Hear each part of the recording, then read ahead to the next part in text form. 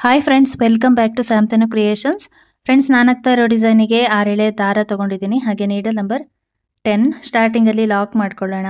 Back side ಇರೋ ಥ್ರೆಡ್ನ ಫ್ರಂಟಿಗೆ ಎಳ್ಕೊಂಡು ನಾವಿಲ್ಲಿ ಸಿಂಗಲ್ ಕ್ರೋಶದಲ್ಲಿ ಲಾಕ್ ಮಾಡ್ಕೋಬೇಕು. ಸ್ಟಾರ್ಟಿಂಗಲ್ಲಿ ಒಂದು 2 ಸಲ ನಾನು ಲಾಕ್ ಮಾಡ್ತಾ ಇದ್ದೀನಿ ಸಿಂಗಲ್ ಕ್ರೋಶದಲ್ಲಿ. ಈ ರೀತಿ 2 ಸಲ ಲಾಕ್ ಮಾಡಿ ಆದಮೇಲೆ 2 ಚೈನ್ಗಳನ್ನು ತಗೋಬೇಕು. 1 2. ಇವಾಗ ಸೂಜಿ ಮೇಲೆ ಒಂದು ಸಲ ದಾರ ತಗೊಂಡು ಒಂದು ಡಬಲ್ ಕ್ರೋಶನ ತಗೋಬೇಕು. ನೋಡಿ, ಈ ಥರ ಸ್ಲ್ಯಾಂಟಿಂಗ್ ಟೈಪಲ್ಲಿ ನೀಡಲ್ನ ಇಟ್ಟು ಅಲ್ಲಿಂದ ನಾವು ಒಂದು ಡಬಲ್ ಕ್ರೋಶನ ತಗೋಬೇಕು. ಬೇಕು ಅಂದರೆ ತ್ರಿಬಲ್ ಕ್ರೋಶ ಕೂಡ ಮಾಡ್ಕೋಬೋದು. ನಾನಿಲ್ಲಿ ಡಬಲ್ ಕ್ರೋಶನ ಮಾಡ್ಕೊಳ್ತಾ ಇದ್ದೀನಿ. 2ರಲ್ಲಿ 1 ಮಾಡ್ಕೋಬೇಕು ಮತ್ತು 2ರಲ್ಲಿ 1 ಮಾಡ್ಕೋಬೇಕು. ಈ ರೀತಿ ಒಂದು ಡಬಲ್ ಕ್ರೋಶ ತಗೊಂಡಾದ್ಮೇಲೆ ಒಂದು ಚೈನ್ನ ತಗೋಬೇಕು. ಇವಾಗೇನು ಡಬಲ್ ಕ್ರೋಶ ತಗೊಂಡಿರ್ತೀವಿ ಅದಕ್ಕೇನೆ ಸಿಂಗಲ್ ಕ್ರೋಶಗಳನ್ನು ಹಾಕ್ತಾ ಹೋಗಬೇಕು. ನೋಡಿ, ಈ ಥರ ಒಂದಾಯಿತು. ಈಗ 2ನೇ ಸಿಂಗಲ್ ಕ್ರೋಶ, 3ನೇ ಸಿಂಗಲ್ ಕ್ರೋಶ, ಹಾಗೆ 4ನೇ ಸಿಂಗಲ್ ಕ್ರೋಶ ಮತ್ತು 5ನೇ ಸಿಂಗಲ್ ಕ್ರೋಶ. 5 ಸಿಂಗಲ್ ಕ್ರೋಶಗಳನ್ನು ನಾವು ಆ ಡಬಲ್ ಕ್ರೋಶಕ್ಕೆ ಹಾಕ್ಕೋಬೇಕಾಗತ್ತೆ. ನೋಡಿ, ಈ ಥರ. ಇದಾದಮೇಲೆ ಇವಾಗ ನಾವು 5 ಚೈನ್ಗಳನ್ನು ತಗೋಬೇಕು. 1 2 3 4 5. ಈ ರೀತಿ 5 ಚೈನ್ನ ತಗೊಂಡು ವರ್ಕ್ನ ಟರ್ನ್ ಮಾಡ್ಕೊಳ್ಳಿ ಬ್ಯಾಕ್ ಸೈಡಿಗೆ. ಆವಾಗ ಲಾಕ್ ಮಾಡೋದು ಈಸಿ ಆಗುತ್ತೆ. ಫಸ್ಟ್ನೇ ಸಿಂಗಲ್ ಕ್ರೋಶ ಏನಿರುತ್ತೆ ಅಲ್ವಾ, ಅಲ್ಲಿಗೆ ಹೋಗಿ ನಾವು ಸಿಂಗಲ್ ಕ್ರೋಶದಲ್ಲಿ ಲಾಕ್ ಮಾಡ್ಕೋಬೇಕು. ಫಸ್ಟ್ನೇ ಸಿಂಗಲ್ ಕ್ರೋಶಕ್ಕೆ ಈ ಥರ ಲಾಕ್ ಮಾಡ್ಕೋಬೇಕು. ಕಾಣಿಸುತ್ತೆ, ಅದು ಮೇಲ್ಗಡೆ ಹೋಲ್ ಇರುತ್ತೆ, ಅಲ್ಲಿಗೆ ನಾವು ಲಾಕ್ ಮಾಡ್ಕೋಬೇಕು. ನೋಡಿ, ಈ ಥರ. ಇವಾಗ ಒಂದು ಸಲ ಸಿಂಗಲ್ ಕ್ರೋಶ ತಗೋಬೇಕು, ಅಂದರೆ ಒಂದು ಚೈನು. ಮತ್ತೆ ನಾವು ಅಲ್ಲಿ 5 ಚೈನ್ನ ತಗೊಂಡಿರ್ತೀವಲ್ವ, ಅದರೊಳಗಡೆ ಹೋಗಿ 5 ಸಲ ಸಿಂಗಲ್ ಕ್ರೋಶದಲ್ಲಿ ಲಾಕ್ ಮಾಡ್ತಾ ಹೋಗಬೇಕು.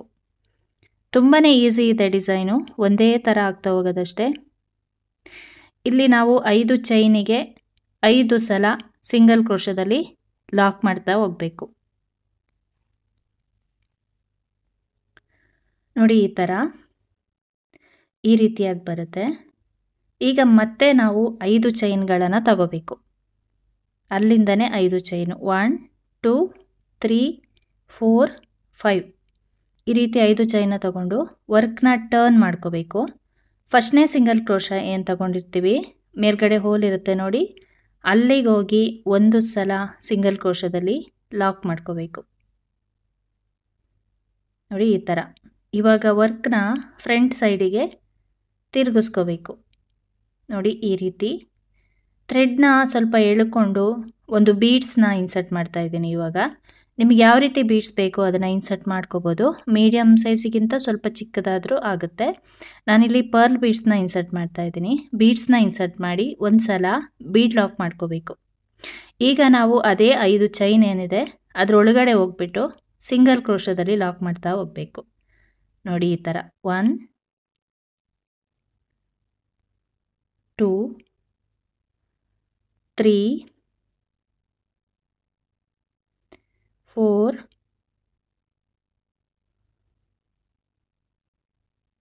5. ನೋಡಿ, ಈ ಥರ 5 ಸಲ ನಾವು 5 ಚೈನಿಗೆ ಸಿಂಗಲ್ ಕ್ರೋಶದಲ್ಲಿ ಲಾಕ್ ಮಾಡ್ಕೊಳ್ಳುವಂಥದ್ದು. ನೋಡಿ, ಆರ್ಚ್ ಬಂದು ನಮಗೆ ಈ ರೀತಿಯಾಗಿ ಕಾಣಿಸುತ್ತೆ. ನೋಡಿ, ಈ ಥರ ಪರ್ಲ್ ಬೀಡ್ಸು ಸೆಂಟರ್ ಗ್ಯಾಪಲ್ಲಿ ಬರುತ್ತೆ. ಇದನ್ನು ನಾವು ಡೈರೆಕ್ಟಾಗಿ ಲಾಕ್ ಮಾಡ್ಕೋಬಾರ್ದು, ಬದಲಾಗಿ 2 ಚೈನ್ಗಳನ್ನು ತಗೋಬೇಕು. 1 2. ಈ ಥರ 2 ಚೈನ್ನ ತಗೊಂಡು ಸ್ವಲ್ಪ ಗ್ಯಾಪ್ ಇಟ್ಟು, ಅಂದರೆ ನೋಡಿ ಫಸ್ಟು ಅಲ್ಲಿ ಗ್ಯಾಪ್ ಯಾವ ಥರ ಇದೆ ಅಲ್ಲಿ ಅದೇ ಥರ ಈ ಕಡೆ ಕೂಡ ಒಂದು 3 ಚೈನ್ ಆಗುವಷ್ಟು ಗ್ಯಾಪ್ನ ಬಿಟ್ಟು ಬಟ್ಟೆಗೆ ಲಾಕ್ ಮಾಡ್ಕೋಬೇಕು. ನೋಡಿ, ಈ ರೀತಿಯಾಗಿ ಕಾಣಿಸುತ್ತೆ ಆರ್ಚು. ತುಂಬ ಚೆನ್ನಾಗಿ ಬರುತ್ತೆ, ಸ್ಟಿಫಾಗಿ ನಿಲ್ಲುತ್ತೆ, ಡಿಫ್ರೆಂಟಾಗಿ ಕಾಣಿಸುತ್ತೆ ಡಿಸೈನು.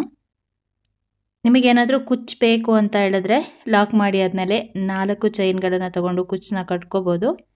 ನಾನಿಲ್ಲಿ 4 ಸಲ ಬಟ್ಟೆಗೆ ಹಾಗೇ ಸಿಂಗಲ್ ಕ್ರೋಶದಲ್ಲಿ ಲಾಕ್ ಮಾಡ್ತಾ ಇದ್ದೀನಿ. ಪಕ್ಕದಲ್ಲೇ ನಾವು 4 ಇಲ್ಲಾಂದರೆ 5 ಸಲ ಸಿಂಗಲ್ ಕ್ರೋಶದಲ್ಲಿ ಲಾಕ್ ಮಾಡ್ಕೋಬೇಕು, ಅಂದರೆ ಸ್ವಲ್ಪ ಗ್ಯಾಪ್ ಬರಲಿ ಅಂತ. ನಿಮಗೇನಾದರೂ ಕುಚ್ಚು ಬೇಕು ಅಂತ ಹೇಳಿದ್ರೆ ಅಲ್ಲಿ 4 ಚೈನ್ ಗ್ಯಾಪ್ನ ತಗೊಳ್ಳಿ. ನಾನಿಲ್ಲಿ 4 ಸಲ ಸಿಂಗಲ್ ಕ್ರೋಶದಲ್ಲಿ ಲಾಕ್ ಮಾಡ್ತಾ ಇದ್ದೀನಿ. ನೋಡಿ ಈ ಥರ ಕಾಣಿಸುತ್ತೆ ನಮಗೆ ಡಿಸೈನು. ತುಂಬಾ ಚೆನ್ನಾಗಿ ಬರುತ್ತೆ, ಸ್ಟಿಫಾಗಿ ನಿಲ್ಲುತ್ತೆ. ಇನ್ನೂ ಒಂದು ಆರ್ಚ್ನ ಹಾಕಿ ತೋರಿಸ್ತಿದ್ದೀನಿ ನೋಡಿ. 2 ಚೈನ್ನ ತಗೊಳ್ತಾ ಇದ್ದೀನಿ. ಇಲ್ಲಿ ನಾನು ತ್ರಿಬಲ್ ಕ್ರೋಶನ ತಗೊಳ್ತಾ ಇದ್ದೀನಿ. ಫಸ್ಟ್ ನಾನು ಡಬಲ್ ಕ್ರೋಶ ತಗೊಂಡಿದ್ದು, ಇಲ್ಲಿ ತ್ರಿಬಲ್ ಕ್ರೋಶ 2ರಲ್ಲಿ 1, 2ರಲ್ಲಿ 1 ಮತ್ತೆರಡರಲ್ಲಿ 1. ನೀವು ತ್ರಿಬಲ್ ಕ್ರೋಶನಾದರೂ ತಗೋಬೋದು, ಡಬಲ್ ಕ್ರೋಶನಾದರೂ ತಗೋಬೋದು. ಬಿಗಿನರ್ಸು ಈ ಥರ ಮಾಡ್ಕೊಳ್ಳಿ, ಆವಾಗ ನಿಮಗೆ ಚೈನಿಗೆ ಸಿಂಗಲ್ ಕ್ರೋಶಗಳನ್ನು ಹಾಕೋದು ಈಸಿ ಆಗುತ್ತೆ. ನಾನಿಲ್ಲಿ ತ್ರಿಬಲ್ ಕ್ರೋಶ ತಗೊಂಡೆ ಮತ್ತು ಒಂದು ಚೈನ್ನ ತಗೊಂಡೆ. ಹಾಗೆಯೇ ಇವಾಗ ತ್ರಿಬಲ್ ಕ್ರೋಶಕ್ಕೆ 5 ಸಲ ಸಿಂಗಲ್ ಕ್ರೋಶದಲ್ಲಿ ಲಾಕ್ ಮಾಡ್ತಾ ಇದ್ದೀನಿ. ನೋಡಿ ಈ ಥರ 5 ಸಲ ಲಾಕ್ ಮಾಡಿಕೊಂಡೆ. ಈಗ ಮತ್ತೆ ನಾವು 5 ಚೈನ್ಗಳನ್ನು ತಗೋಬೇಕು.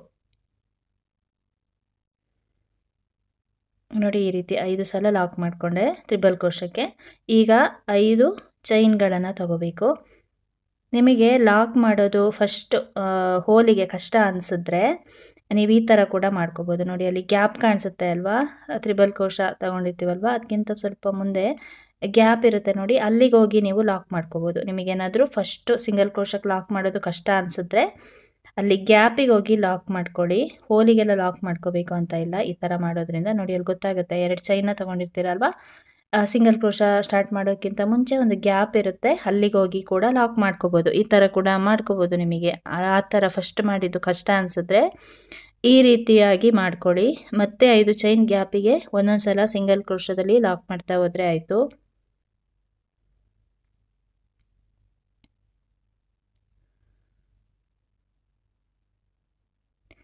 ಇಲ್ಲಿ 5 ಸಲ ಸಿಂಗಲ್ ಕ್ರೋಶದಲ್ಲಿ ಲಾಕ್ ಮಾಡಿಕೊಂಡೆ, ಮತ್ತೆ 5 ಚೈನ್ಗಳನ್ನು ತಗೊಳ್ತಾ ಇದ್ದೀನಿ.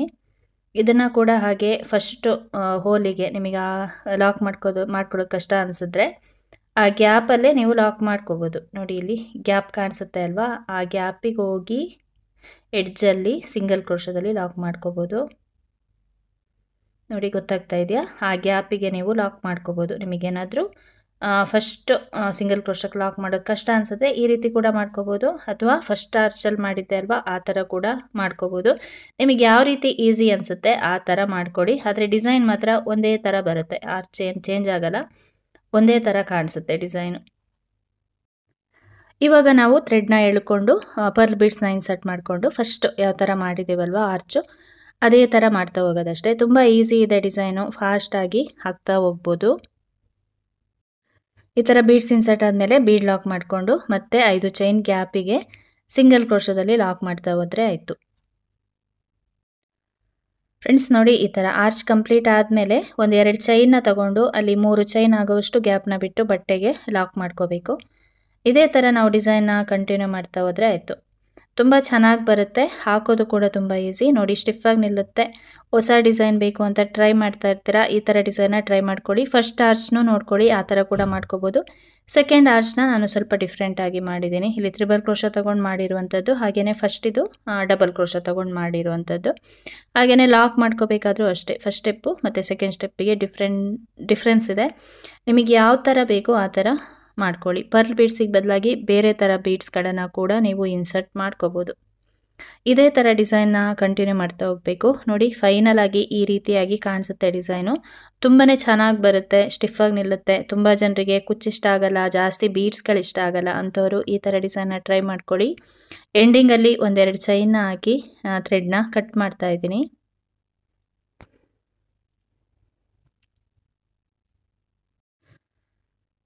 ಫ್ರೆಂಡ್ಸ್ ನೋಡಿ ಫೈನಲ್ ಆಗಿ ಡಿಸೈನ್ ನಮಗೆ ಈ ರೀತಿಯಾಗಿ ಕಾಣಿಸ್ತಾ ಇದೆ. ನೋಡಿ ಈ ಥರ ಬರುತ್ತೆ ಡಿಸೈನು, ತುಂಬಾ ಚೆನ್ನಾಗಿ ಕಾಣಿಸುತ್ತೆ. ಸ್ಯಾರಿಗೆ ಹಾಕಿದಾಗ ಗೊತ್ತಾಗುತ್ತೆ ನಿಮಗೆ ಎಷ್ಟು ಚೆನ್ನಾಗಿ ಬರುತ್ತೆ ಡಿಸೈನು, ಫಿನಿಶಿಂಗ್ ಎಲ್ಲ ಅಂತ. ತುಂಬ ನೀಟಾಗಿ ಕಾಣಿಸುತ್ತೆ. ಮೈಸೂರು ಸಿಲ್ಕ್ ಸ್ಯಾರಿ ಅಥವಾ ಸಿಂಪಲ್ ಸ್ಯಾರಿಗಳಿಗೆಲ್ಲ ಈ ಡಿಸೈನ್ ತುಂಬಾ ಸೂಟ್ ಆಗುತ್ತೆ. ಟ್ರೈ ಮಾಡಿ ನೋಡಿ. ಹೊಸ ಡಿಸೈನ್ ಬೇಕು ಅಂತ ಹುಡುಕ್ತಾ ಇರ್ತೀರಾ, ಈ ಥರ ಡಿಸೈನ್ನ ಟ್ರೈ ಮಾಡ್ಕೋಬೋದು. ಬೀಡ್ಸ್ಗಳು ನಿಮಗೆ ಯಾವ ರೀತಿ ಬೀಡ್ಸ್ ಇಷ್ಟ ಅದನ್ನು ಇನ್ಸರ್ಟ್ ಮಾಡ್ಕೊಳ್ಳಿ. ಹಾಗೆಯೇ ಬೀಡ್ಸ್ಗಳನ್ನೆಲ್ಲ ಹಾಕಿ ಹ್ಯಾಂಗಿಂಗ್ ಥರ ಕೂಡ ಮಾಡ್ಕೋಬೋದು, ಇನ್ನೂ ಚೆನ್ನಾಗಿ ಕಾಣಿಸುತ್ತೆ ಡಿಸೈನು. ಕುಚ್ಚು ಬೇಕು ಅಂತ ಹೇಳಿದ್ರೆ ಆರ್ಚ್ ಕಂಪ್ಲೀಟ್ ಆದಮೇಲೆ 4 ಚೈನ್ನ ತೊಗೊಂಡು ಕುಚ್ಚನ್ನ ಕಟ್ಕೊಳ್ಳಿ. ಫ್ರೆಂಡ್ಸ್, ಈ ಡಿಸೈನಿಗೆ ಚಾರ್ಜ್ ಮಾಡ್ಬೋದು ಅಂದರೆ 500ಇಂದ 600 ತನಕ ನಾವು ಚಾರ್ಜ್ ಮಾಡ್ಕೋಬೋದು. ಒಂದೇ ಸ್ಟೆಪ್ಪಲ್ಲಿ ತುಂಬಾ ಈಸಿಯಾಗಿ ಹಾಕುವಂಥ ಡಿಸೈನ್ ಇದು. ಫ್ರೆಂಡ್ಸ್, ಈ ಡಿಸೈನ್ ನಿಮಗೇನಾದರೂ ಇಷ್ಟ ಆಗಿದ್ದರೆ ಒಂದು ಲೈಕ್ ಮಾಡಿ, ಶೇರ್ ಮಾಡಿ, ಕಮೆಂಟ್ಸ್ ಮಾಡಿ, ಹಾಗೆ ಸಬ್ಸ್ಕ್ರೈಬ್ ಮಾಡ್ಕೊಳ್ಳಿ. Thank you friends. Thanks for watching. Thank you.